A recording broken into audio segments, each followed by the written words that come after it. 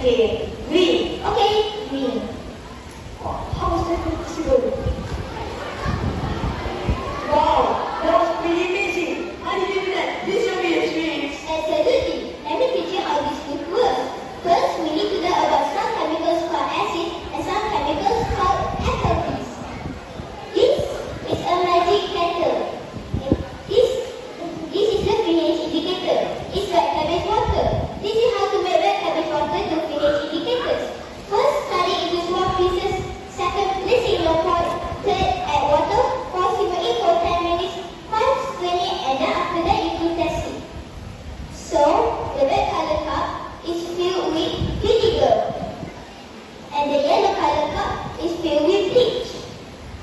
And the green color cup is filled with sodium bicarbonate. I see. Can I do? Of course, you may. But instead of using the red cabbage water, we will use litmus paper to test the substance instead.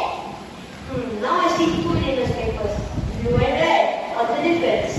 The red litmus paper will in an alkaline.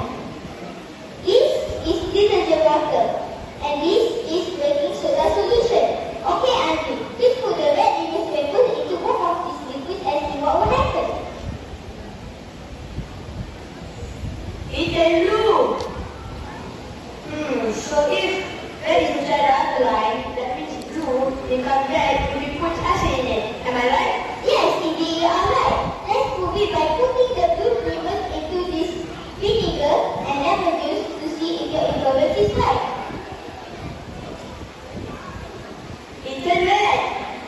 Wow, the red litmus paper turned blue.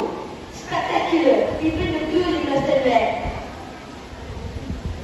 Look at the pH scale here. Red is acid, green is neutral, and purple means alkaline.